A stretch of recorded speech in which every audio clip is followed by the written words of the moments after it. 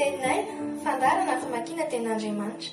Arahinao eto amin'ny Eky Radio isan'andro amin'ny 12 ora sasany atoandro. Parole de vie, lecture de la Bible, tous les jours sur Eky Radio à 12h30. Wort des Lebens, jeden Tag eine biblische Lektüre 12:30 Uhr im Eky Radio. Iarahanao amin'ny rahavavy aina. Teninay, teny mahavelona.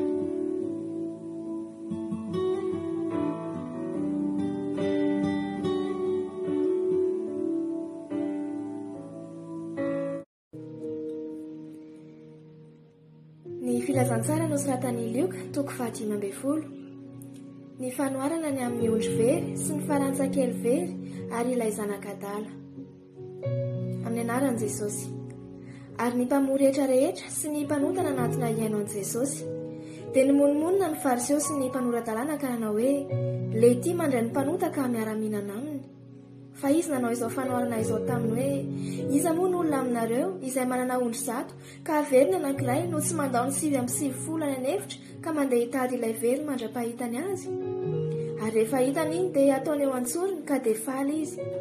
Ary rehefa tonga ao an-trano izy dia mamory ny sakaizany sy ny namany ka manao aminy hoe, "Avy ara mifaly amiko fa efa hitako ilay ondriko very." Lazaiko aminareo fa isy fifaliana toy izany any an-danitra ny amin'ny mpanota iray izay mibebaka noho ny amin'ny olona marina 7:70 izay tsy misy tokony hibebahany. Ary iza moa ny vehivavy manana farantsakely 10 ka averina anankiray no tsy mampirehitra jiro ka mifafatrano sy mitady fatratra mandra-pahitany azy? Ary raha hitany izany dia mamory ny vehivavy sakaizany sy ny namany izy ka manao hoe, "Avy ara mifaly amiko fa efa hitako ny farantsakely izay very." Lazaiko aminareo fa misy fifaliana toy izany ao anatrehan'ny anjelin'Andriamanitra ny amin'ny mpanota iray izay mibebaka.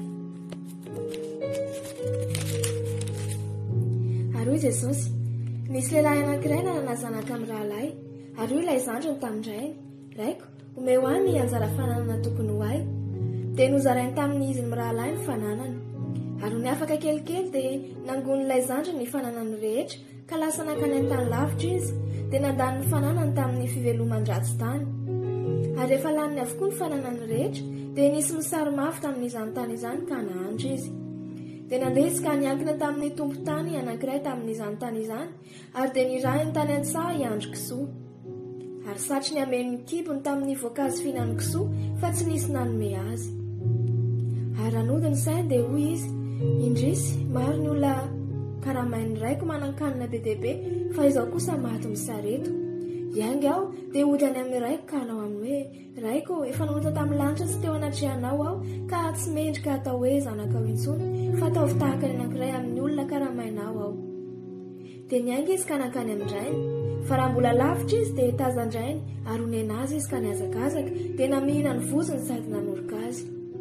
Ary ilay zanany nanao taminy hoe, "Raiko, efa nanota tamin'ny lanitra sy teo anatrehanao aho ka tsy mendrika atao hoe zanakao intsony." Fa rainy kosa nanao tamin'ny ankizilahiny hoe, "Alao aingana ny akanjo tsara indrindra ka ampiakanjoy azy, ary asio peratra ny tanany sy kapany, asio peratra ny tanany sy kapa ny tongony. Ary ento ety ny zanak'omby nafahy ka vonoy, ary aoka isika hihinana sy hifaly, fa ity zanako ity dia efa maty fa velona indray, ary efa very fa hita indray." Dia nifaly izy. Fa tany an-tsany zanan'ilay matoa, ary nonota izy ka ambity eo akaikin'ny trano dia nandre zava-maneno sy dia. Ary niantso ankizilahy anankiray izy ka nanontany azy izay anton'izany zavatra izany. Ary hoy ilay ankizilahy taminy, "Tonga ny rahalahinao ka namono ny zanak'ondry nafahy ny rahinao, satria efa tavaverina soamantsara ato aminy izy." Dia tezitra izy ka tsy neti-niditra ary nivoaka rainy ka nampandroso azy. Fa izy namalika nanao tamin'indrainy hoe, "Indro, izay elo izay aho no nanompo anao ka tsy mbola nandika ny didinao na dia indray mandeha akory aza, nefa izao tsy mbola nomenao na dia zanak'osy aza mba hifaliako amin'ny sakaizako. Fa raha vao tonga kosa io zanako io dia izay efa nandany ny fanananao tamin'ny vehivavy janga, dia namono ho azy ny zanak'omby nafahy ianao." Ary hoy rahay taminy, "Anaka, ianao eto amin'ny mandrakariva ary anao avokoa izay rehetra nanako. Fa mety ny mifaly sy miravoravo, fa ity rahalanao ity dia efa maty fa velona indray, ary efa very fa hita indray." Alléluia. L'Évangile selon Luc, chapitre 15. Parabole de la brebis égarée, de la drachme perdue, de l'enfant prodigue. Au nom de Jésus. Tous les publicains et les gens de mauvaise vie s'approchaient de Jésus pour l'entendre. Et les pharisiens et les scribes murmuraient, disant, « Cet homme accueille des gens de mauvaise vie et mange avec eux. » Mais il leur dit cette parabole. « Quel homme d'entre vous, s'il a 100 brebis et qu'il en perd une, ne laisse les 99 autres dans le désert pour aller après celle qui est perdue, jusqu'à ce qu'il la retrouve. Lorsqu'il l'a retrouvée, il la met avec joie sur ses épaules, et de retour à la maison, il appelle ses amis et ses voisins et leur dit « Réjouissez-vous avec moi, car j'ai retrouvé ma brebis qui était perdue. » De même, je vous le dis, il y aura de plus grande joie dans le ciel pour un seul pécheur qui se repent, que pour 99 justes qui n'ont pas besoin de repentance. Ou quelle femme, si elle a 10 drachmes et qu'elle en perd une, allume une lampe, ne balaye la maison et ne cherche pas soin jusqu'à ce qu'elle la retrouve. Lorsqu'elle l'a retrouvée, elle appelle ses amis et ses voisines et dit « Réjouissez-vous avec moi, car j'ai retrouvé la drachme que j'avais perdue. » De même, je vous le dis, il y a de la joie devant les anges de Dieu pour un seul pécheur qui se repent. Il dit encore, un homme avait 2 fils. Le plus jeune dit à son père, « Mon père, donne-moi la part de bien qui doit me revenir. » Et le père leur partagea son bien. Peu de jours après, le plus jeune fils, ayant tout ramassé, partit pour un pays éloigné, et dissipa son bien en vivant dans la débauche. Lorsqu'il eut tout dépensé, une grande famine survint dans ce pays, et il commença à se trouver dans le besoin. Il alla se mettre au service d'un habitant du pays qui l'envoya dans ses champs garder les pourceaux.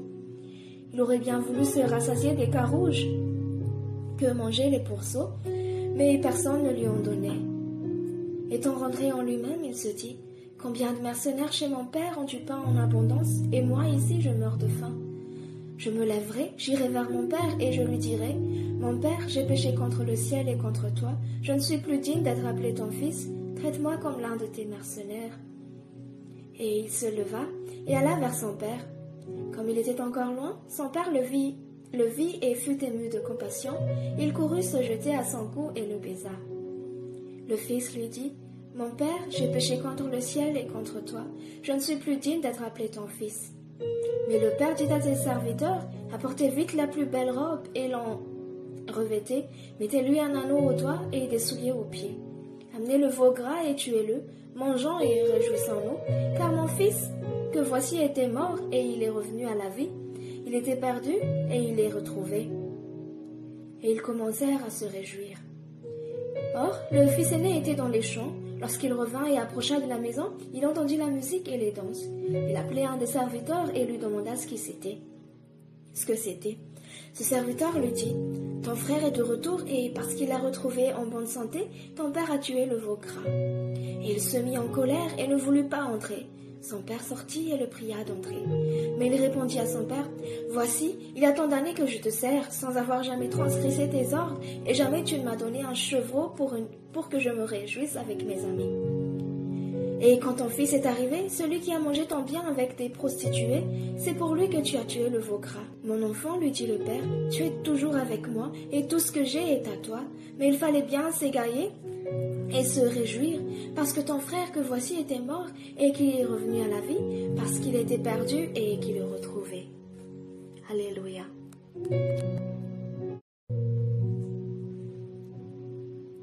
Das Evangelium nach Lukas, Kapitel 15. Im Namen Jesus. Es nahten aber zu ihm allerlei Zöllner und Sünder, dass sie ihn hörten. Und die Pharisäer und Schriftgelehrten murrten und sprachen, dieser nimmt die Sünder an und isset mit ihnen. Er sagte aber zu ihnen dies Gleichnis und sprach, welcher Mensch ist unter euch, der 100 Schafe hat, und so er der eines verliert, der nicht lasse die 99 in der Wüste und hingehe nach dem Verlorenen, bis dass er es finde? Wenn er es gefunden hat, so legt er es auf seine Achseln mit Freuden. Und wenn er heimkommt, ruft er seine Freunde und Nachbarn und spricht zu ihnen, Freut euch mit mir, denn ich habe mein Schaf gefunden, das verloren war. Ich sage euch, also wird auch Freude im Himmel sein über einen Sünder, der Buße tut, vor 99 Gerechten, die der Buße nicht bedürfen. Oder welches Weib ist, die 10 Groschen hat, so sie der einen verliert, die nicht ein Licht anzünde und kehre das Haus und suche mit Fleiß, bis dass sie ihn finden? Und wenn sie ihn gefunden hat, ruft sie ihre Freundinnen und Nachbarinnen und spricht: Freut euch mit mir, denn ich habe meinen Groschen gefunden, den ich verloren hatte. Also auch sage ich euch, wird Freude sein vor der Engel Gottes über einen Sünder, der Buße tut. Und er sprach: Ein Mensch hatte 2 Söhne. Und der Jüngste unter ihnen sprach zu dem Vater: Gib mir, Vater, das Teil der Güter, das mir gehört. Und er teilte ihnen das Gut. Und nicht lange danach sammelte der jüngste Sohn alles zusammen und zog ferne über Land, und daselbst brachte er sein Gut mit Prassen.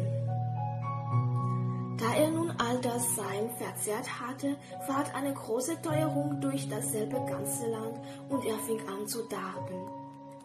Und ging hin und hängte sich an einen Bürger des Landes, der schickte ihn auf seinen Acker, die Säue zu hüten.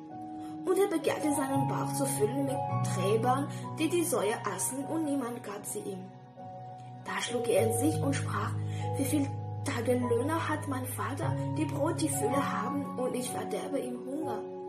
Ich will mich aufmachen und zu meinem Vater gehen und zu ihm sagen: Vater, ich habe gesündigt gegen den Himmel und vor dir, und bin hinfort nicht mehr wert, dass ich dein Sohn heiße, mache mich zu einem deiner Tagelöhner.